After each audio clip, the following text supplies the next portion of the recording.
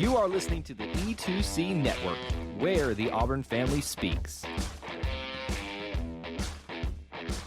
War Eagle Auburn fans, welcome to No Huddle, your source for Auburn football news and discussion, part of the E2C Network. I'm AJ Richardson, and I'm also here with my buddy Jared Davis. It's time to start hating on some LSU Tigers, the other Tigers across the country. They're just down in the bayou down there in Louisiana.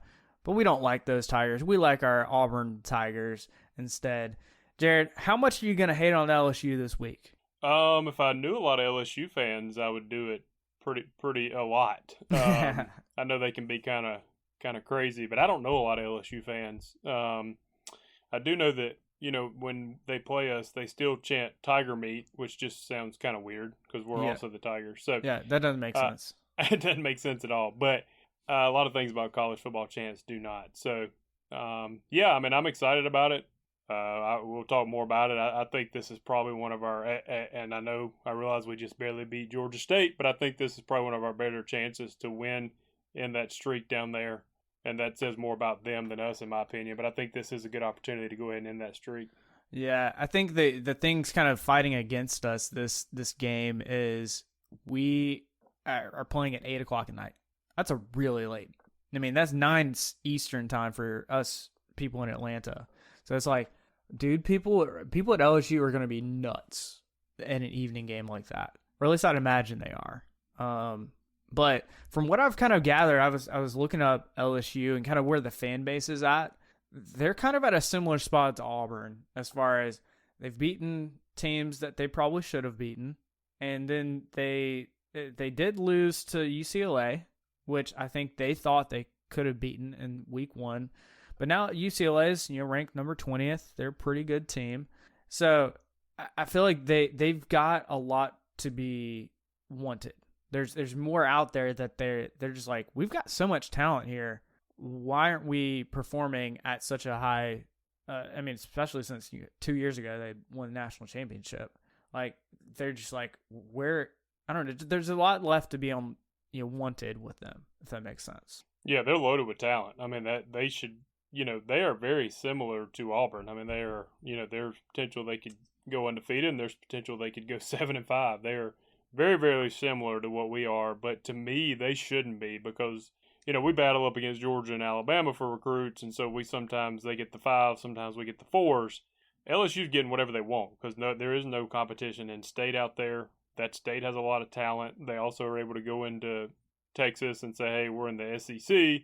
They're pretty much get whoever they want, and I don't understand why, not to the level of, because they have had recent success, but, your FSUs and Texas and UCLA's, how do those teams struggle? Because the talent around them, LSU's way better than those teams, but I do wonder why they're not more consistent. Yeah. Because they really have pretty much everything they get whatever they want, basically. Yeah. I think they're getting most of the top players that they want. I'm starting to think this kind of comes down to coaching because when you have such high level of talent, like you should expect to have teams that are that level of talent. So if you get I think about this recruiting classes wise. So if you get a recruiting class of, ranked 5th in the country, well, over time, you should probably get around 5th at some point during the season in the rankings because, hypothetically, you have the, players to do it. Now, of course, that comes down to players, gelling well together and coaching staffs as well. But I think that kind of shows you the weak point at LSU seems to be the coaching staff. I mean, last year, I think it was this year, they have 6 new assistant coaches. So they had a lot of turnover in the assistant coaches. So lots of things that are changing at LSU. And I think that they're still adjusting to that. And I think this is, for them, kind of their own growing pains, even though they still have Coach O over there. And that's why I say we're kind of in the same boat here. Same record. I feel like Auburn has some stuff that we've done well, but we've also had some stuff that we want to work on and continue to get better. So I think this will be a really good way to see kind of where Auburn's at, especially in a good Baton Rouge environment. That I think Auburn, I mean, if anything, they kind of showed when they're at Penn State, they didn't let the 107,000 fans there intimidate them. And they're going to have about that many down in Baton Rouge at LSU.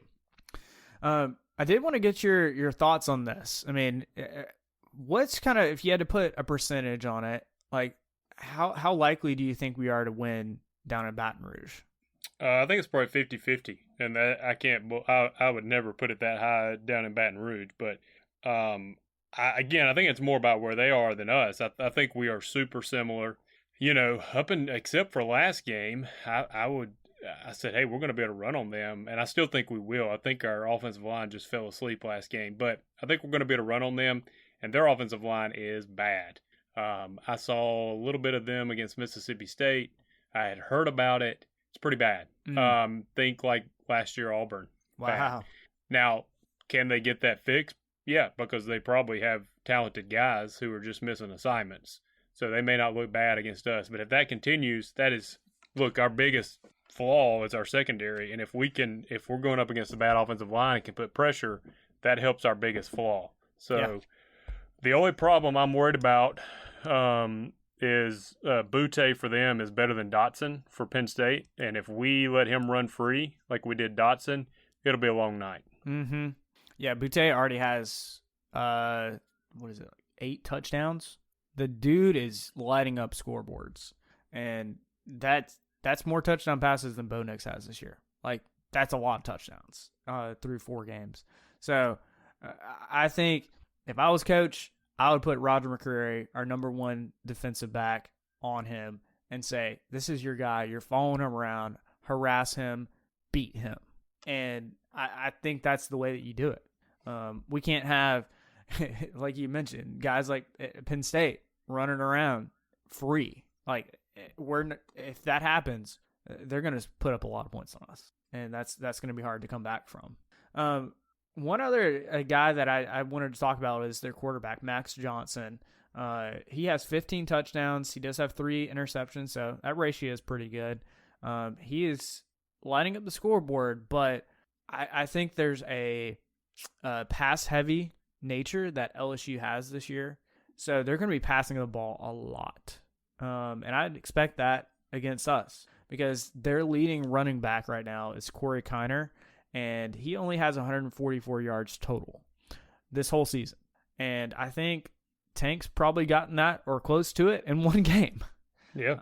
So that kind of shows you where the offense for LSU is kind of shifted to is more of we're going to pass the ball a lot and we're going to score lots of points. Now, they've kind of faced similar opponents to Auburn.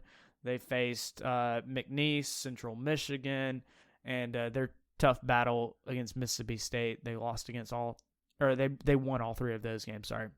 But I still think we have a good shot at winning down in Baton Rouge.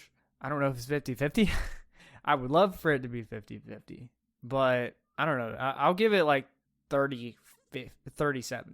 I think we have a 30% chance of winning down in Baton Rouge. And the line, honestly, kind of, if you look at the bet, where bets are placed right now, it's right at 3.5 points. So really, usually about 3 points is kind of like home field advantage. So really, that's about as even as you could probably get down in Baton Rouge. So I give us a good shot. I'm not placing money on it. I'm not holding my breath. No, I'll believe it when I see it. Well, it's been since 1999, so yeah, which was still 19 years after Georgia won their last national championship. But little jab, love it. Has nothing to do with Georgia, so I like throwing that in. But yeah, it was. It's been a long time, so I won't believe that until. I mean, Gus went down there and got up 21-0 and lost. So there's some voodoo going on down there. We need to wait till the very last second before we celebrate that. Yeah, that's so true. I did want to talk about one thing that Kurt Herbstreit, I think it was on College Game Day. He had mentioned something when he was making his prediction about last week's game, and he was just saying like he was essentially concerned about LSU's culture with the players really wanting to win. Now, I do think, they won their game against Mississippi State, But I think this, and I was reading some actually LSU articles about this, and it sounds like it has some substance to it, is the LSU players are, I don't know, maybe focused more on going to the next level into the NFL than actually playing well while they're in college. I don't know if that's true. If it is true, then there's got to be, there's going to be some big issues going on at LSU. But I honestly don't think that. LSU at a flip of a switch, I think could easily come back and win most of their games this season because again, they've got the talent to. But I'm not gonna say that they will because I think there's a lot that they've got to figure out before they get there and win most of their games. I did want to go into our players to watch. Jared, who on offense are you going to be watching for Auburn in this matchup against LSU? Do we even need to have this question for this game? It's got to be TJ and Bo. Yep. Who's going to be the guy? Yeah. And whoever, I'm messing with you, AJ. The obvious one here is TJ or Bo. Yep. I think who's going to be the guy, and how are they going to play? And we talked about this off air. I think it's possible we see both, but I also think if we see both, it's not a good sign because I think that we're going to go in there, whoever we choose, we're going to hope they are successful. And let's say it's TJ and he plays very well, we won't see Bo, and that means we may win the ball game, and vice versa. So I think if we do wind up seeing both of them, it's not going to be a good sign unless we just have the absolute plan. This is something Spurrier used to do: is hey, look, I'm giving you each a series, and we'll go with the hot hand. So maybe that could be the option, but that's got to be it. I think it's got to be those guys. Who's it going to be, and then once we choose, how well they play. Yeah, because I was thinking about that too. I want to say, depending on who comes in, I think we see both. And I personally view that as a good thing because then that, essentially tells both TJ and Bo, like I've got a legit fighting chance at getting this position. Past the LSU game even. Like if you play well here, you have not only won over the coaches, but I think you've won over part of the fan base if TJ is able to come in and play well. And of course, we got the cool storyline of TJ potentially in his first starting game, maybe playing down at Baton Rouge. But I think, I don't know, if I had to place money on it, I'd say we go back to Bo. And I think TJ does still have a good shot. I think it's close. It's close. There's a lot of good things that TJ did. And you can listen to our review on the previous podcast, but I think TJ did a lot of good things that helped lead this team down the field. And it wasn't just the winning drive, it was even the drive before that where the drive stalled out when Tank fumbled it. So I think momentum, I think most people think right now TJ Finley has the momentum and he's got a lot of things going for him, but you also got to think like Bo did pretty well at Penn State. He made a couple mistakes, but he handled a big environment very well and kept his head on his shoulders, which again, it kind of feels weird, like thinking about that versus what we saw against like Georgia State last week. And now I feel like Bo seemed frazzled for a lot of the game. Like he didn't know exactly what was going on. So I feel like that's kind of weird. So I think both of those are good picks. Any of the quarterbacks, really. Who's it going to be? Leave it to Auburn. It would be, and I don't predict this to happen, it would be Auburn to take us so long to do it, and we do it with an LSU transfer. Yeah. Like, it took an LSU transfer to go down to Baton Rouge and win. But whatever it takes, right? I don't care who does it. And I think that's something that Auburn fans have been wanting, is making that hard decision. And we've made the hard decision. And Harsin made the right decision. It won us the game. And honestly, whoever comes out between, first snap of the game, I'm going to put my trust in that Harsin knows what he's doing, because so far he hasn't let me down with knowing who should be in there for quarterback. So I think TJ could be it, but I could also see Bo stepping out there for the first snap and being the starter. So it'll come down to how I feel like how the player, how they play this week in practice, and kind of how that fits into how we kind of mesh what we want to do on offense with what TJ and Bo offer. And I think if you can figure out that, that'll determine how well TJ and Bo are playing, but also what you want to do against LSU. My guy on offense, I think I'm going to go back to Tank, because he was a little bit underwhelming this last game, which is weird to say, but I think Tank, I hope he comes back and is 100% if he truly was kind of questionable for this game. So I hope he comes back and he comes out firing. Let's talk about defensive players to watch for Auburn. Jared, who are you going to be watching for defense? I think you kind of mentioned it earlier with Roger McCreary. I think I'm going to keep an eye on him because I'm with you. I know it doesn't fit our normal plan, but I would match him up on Butte, as much as possible. And really, that's going to be the key. I mean, it is cool for Butte that he has that many touchdown catches. It's not cool for LSU because I think that after watching them, he is their offense. Mm-hmm. So if you can somehow shut that down, it doesn't mean we're going to win the ball game. I don't want anybody to think that. I'm not a crazy homer here. But I think if you do shut him down, you have a really good chance of winning. And it's not an easy task. He's very talented, and he looks like all the LSU receivers that you imagine for the past 10 years. Yeah. Big, kind of a bigger frame. So yeah, I think if we somehow shut him down, I like our chances, and that's going to fall on, put our best up against their best. Yeah, I think that's very true. And I'm going kind of with the same thing. I think our secondary is going to be stressed some during this game. And one of the guys that I saw some weaknesses in pass coverage was Smoke Monday. So I'm going to keep an eye on him. I think he's probably going to have he honestly might get picked on a little bit. If they go back and watch some film on this Georgia State game, which they will, LSU will go look at that, they'll say Smoke is a weakness in our secondary. They might go watch film. Orgeron apparently doesn't even interview coaches. Last year he said something about not even interviewing. He's going to start doing that this year. So who knows what Ed Orgeron's going to do. But yeah, they probably are going to watch film. Yeah, I would think so. At least some of their analysts. Maybe players. Who knows? Some of the analysts.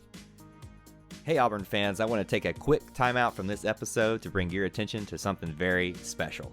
Here at the E2C Network, we pride ourselves on bringing you the best content for Auburn fans out there. And best of all, it's free to you. But just because it's free doesn't mean there aren't costs, especially when you have a library of hundreds of podcasts, videos, blogs, and more. Many of you have reached out and asked how you can support this network in the past. Well, now I have your answer. It's called the E2C Network Booster Club over at patreon.com/E2C Network. There you'll find a membership monthly reward system where you can sign up for as little as $1 and get different perks at different tiers. Some of those perks include things such as apparel, eligibility to join us on future podcasts, recognition as an E2C Network booster, exclusive communications, and bonus content that is available nowhere else. If you love this network and want to help us keep producing podcasts like this one, please head on over to patreon.com/E2C Network to join the E2C Network Booster Club. You can also get there by going to our website, e2cnetwork.com/support. Whether you decide to join or not, we are still so appreciative that you would support us by just listening and being here, because each and every one of you is part of our E2C Network family. Well, that's it. Timeout's over. Let's get back into the episode. Let's talk about special teams here. Who are you going to be watching on special teams? Probably the punt block group, because they've done that twice this year. I know that's a whole unit there, but the people up on the line, they've done it twice, and they won the game for us last week. So if the offense is struggling again, it might take a play like that. We're going to need it. I would say Johnson at punt return, but we keep moving people around because he fumbled one last week. We don't need that to happen. So I'm going to go with the whole unit on the punt block unit. Yeah, I was kind of thinking along the same lines. Like, I feel like it's probably going to come down to Auburn's punter versus their punter. Like, I just have a feeling this game might be low scoring and kind of in the 20s range. So I'm going to go with Oscar because Oscar has not let me down so far and been producing some really good punts. So if he continues to do that, that's a good sign. That's a good sign for Auburn. Not that he's punting. I think that's bad. That's a bad sign. But if we do have to punt, Oscar Chapman is going to be my guy. I was about to say Anders Carlson. I was just thinking about this because think about his brother, Daniel Carlson. He won us the game with like 5 field goals. Do you remember that? Like, He was the only guy who scored field goals or any points. And so I was kind of thinking about that. But honestly, if we come down to that, bad. Let's go into our score predictions, Jared. We have preseason both predicted that LSU would win. You said LSU would win by 7, and I predicted LSU would win by 3 points. Are you switching that at all? I know you mentioned you were 50-50 about it, but any changes to that now that we're up to game week? It's amazing what a good night's sleep will do. We're filming this we're doing this on Sunday. A good night's sleep will do because during the Georgia State game, I didn't think we'd beat anybody else. I think we beat LSU. I'm gonna say probably 23-17. I think we win. So wow, so like a 6-point win, dude. That would be an incredible matchup if we would end up keeping them to 17 points with how I feel like their offense can match up well against our defense. This is all pending on their offensive line still being as bad as it has been. If they fix that, we could be in trouble. But if their offensive line is what they've been, with the one game I watched and I heard some analysts on SEC Network talking about how poor it had been, it looked bad. I mean, it looked bad. I mean, Mississippi State was getting pressure on Max the whole game. Yeah, and I would love to see that. And if I think Eku, Leota, and TD Moultrie, we were getting some decent pressure, and there were a couple of times where Georgia State, even last game, was struggling. And we've gotten, at times, some pressure, but we haven't gotten consistent pressure, which I think, Jared, I forgot to even mention this, but the percentage of passing, I think, went down to 50% for their... Whoa! Yeah, that's awesome. So that was an improvement. I mean, I don't think he's that great of a passer, but we did it. Yeah, they didn't beat us on the pass game, or almost beat us. And I will say, I know we're talking LSU now, but man, we did get pressure. But they had one where we had him in the backfield, swarmed up, and he got out of it and got a 10-yard gain, and I almost lost it. So when we get back there, we got to bring them down. Yeah, I think so too. I mean, I predicted Auburn would lose to LSU by 3 points. Like, my gut's still telling me we lose. So I'm going to stick with I think we lose by 3 points. I think it's going to be kind of similar to what your score is, but maybe flip the other way. And, I mean, I would love to be proven wrong, though. If we can win this one, man. Like, okay, so Jared, back in college, you may laugh at me for this, and I still sometimes do it, is the week of the LSU game, I ate a corn dog. At some point. Sometimes the Friday before. It just depends on, when I want a corn dog. But that was a winning little tradition for me. So I might have to bring that back.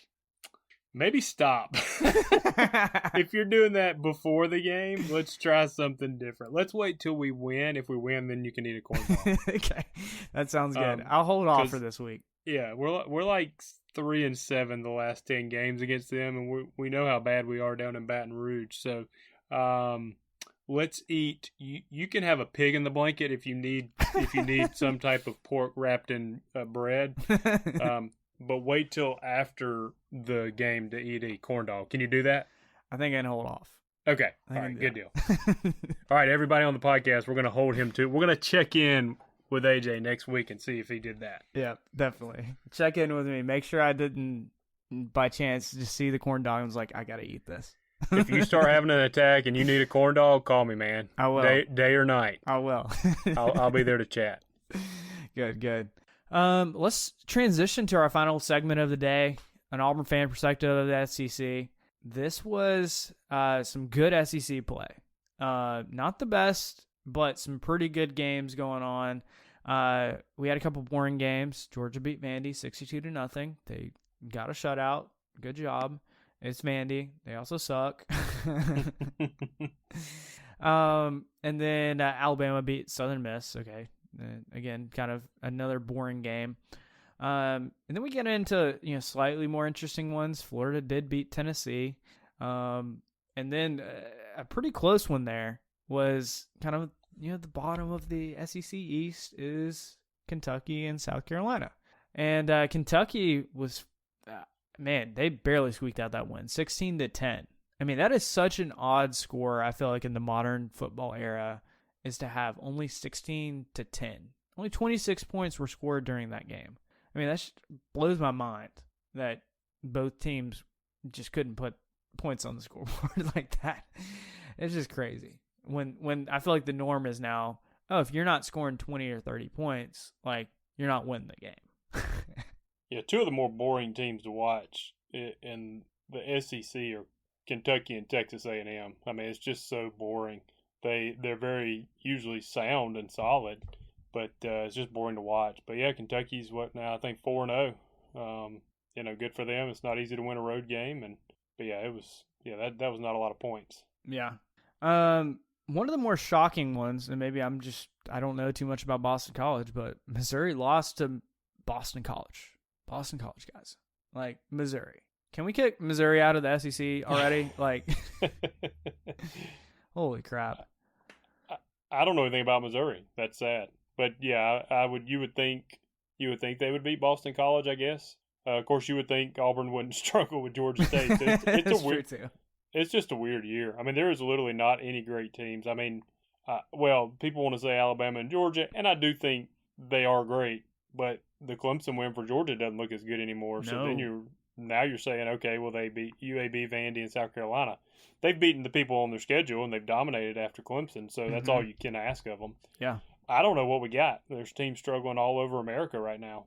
Yeah. I mean, and that kind of shows, in the recent AP poll that just got released, Auburn only moved up one spot, which, for barely beating Georgia State.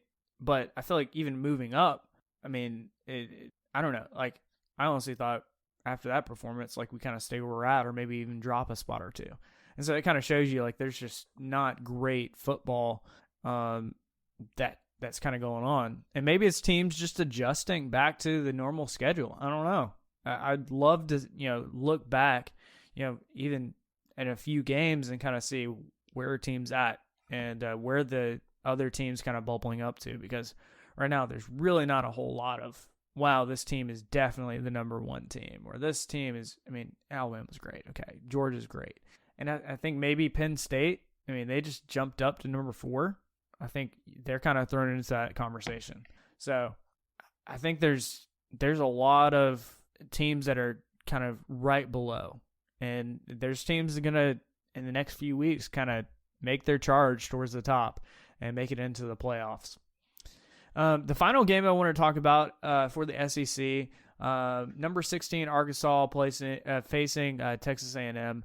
They showed in the stadium a few plays from this. I was kind of keeping up with it because it was going on about the same time Auburn's was. Arkansas, their quarterback is really solid. I think he might have got injured. Don't quote me on that. He did, but he came back. Okay. So, hey, Arkansas, man, how weird is it, Jared? Like, we're scared of Arkansas more than Texas A&M. Or at least I am. I'm personally more scared about Arkansas over Texas A&M this season. Is that weird? No. Right now, I would say, as of right now, I'd say and I'm not saying we beat any, but I would say our chances to beat LSU and A&M on the road are higher than beating Arkansas and Ole Miss. So that's crazy to say, but Ole Miss is at home, Arky's on the road. That's going to be tough. So, right now I'd give us a better chance to beat LSU and A&M, which is just silly to say. That is weird. Arkansas has turned things around, and they're a tough football team. Like, everything I've seen has just shown me they're tough and gritty. Like, they will just beat you in the trenches. And I'm thinking when Auburn faces Arkansas, we're going to have to step up our game in the trenches, because that's something that Harsin and his staff have kind of preached, is we need to be tough in the trenches. So we're going to have to, that's going to be a big challenge for us facing Arkansas. All right. So I want to talk about something non-SEC, but I feel like we've mentioned them almost every week because I think Clemson is not great, and it's proving itself. It's weird. They're 2-2 right now. 2-2. I was thinking today, I'm like, if they played Auburn's schedule, I don't know if they have a winning record. That is nuts. I mean, it's feasible Auburn doesn't wind up with a winning record. I mean, it's a tough schedule, and I've seen some of Clemson's games and just their stat lines, and they're not just, they're bad. I mean, they're a bad team right now. I mean, they're going to turn it around, but right now they're a bad team. I think they're ranked 25th, and I mean, I think that's. Let's be honest, a team performing as they have would not be ranked if they weren't named Clemson or Alabama. So, it's interesting times. I thought NC State would beat them just after seeing how Clemson had performed against Georgia Tech. And, couldn't get anything going against Georgia at all. And I think they struggled a little bit with their kind of smaller team they played too. So it's just weird times. Oklahoma, I think, won their first game in like 15 years with only scoring 20 points or something. I mean, they're usually putting up, 40 and 50. Yeah. So, Ohio State struggled with Akron almost going into halftime, and we destroyed Akron. So just weird times. Yeah, very weird. I mean, and one weird stat that I saw out there for Clemson, they had been in the top 10 for 97 straight weeks. 97 straight weeks. Is that good? That's pretty darn good. I saw it like rivaled Bama at their longest streak. So that is crazy. I mean, that is just top performance, long time, multiple years, just being really good. Yeah, I don't get it. But here's the thing I will say. This is really what's supposed to happen. When you lose so much talent to the NFL, they're supposed to be rebuilding. Alabama has changed that. I have my thoughts on how, but they have changed that. And so it kind of baffles people now. But when you lose so much talent, the college game is supposed to be set up for a little bit of parity. You can only keep kids for 4 years. Yeah. So, this is really what should happen. Maybe not this big of a drop-off, but, they'll be back. Yeah, I think they will be back. Now, I can just hope that Alabama's the next team that does this. Probably not. Let's be honest. Probably not. Yeah, they got. I think they're vulnerable to the run this year, but they're going to be tough. I mean, you're not going. I don't see who they lose to in the season. Maybe us because Jordan Hare's magic, but yeah, Arkansas. Arkansas could be a game for them because Alabama struggles with the run. Yeah, they do. Jared, any other final thoughts about going into LSU or any other games you want to talk about? Nope. I'm going to have to drink a lot of coffee, though, because 9 o'clock is late for me. So it's going to be a late night. Hopefully it's an exciting night. And, I guess we'll just see if we were able to figure out our issues and go down there and try to get a W. All right. Yeah, that's exactly what I'm hoping. I mean, even though I predicted us to lose, I feel like we do have a fighting chance. And that's more than a lot of teams. That I think you'd be okay if your prediction's wrong, wouldn't you? Oh, I'd be so happy. Yeah. Okay. Well, let's hope your prediction's wrong and do not eat corn dogs. Yeah, I'm not eating corn dogs this week. So, guys, if Erica finds me eating my wife eating a corn dog this week, I will. I'll take the blame for this loss. Yes, but I'll have her put it on Facebook so we can all comment, blaming you. Yes, blame me. Jared, before we get out of here, how can the people stay in touch with you? Speaking of Facebook, that's how you can keep in touch. Just find me there under Jared Davis. And you can find me on Twitter at AJAY_. It's always great to be an Auburn Tiger and War Eagle. War Eagle. Thank you for tuning in to today's episode on the E2C Network. On your way out, I want to remind you to stop by e2cnetwork.com. It's your one-stop shop for all our content across our podcast, YouTube channel, and much more. To stay up to date with us, make sure you're following social media accounts such as Facebook, Twitter, and Instagram. While our content here may always be Auburn sports heavy, if it's orange and blue, It's what we do. War Eagle.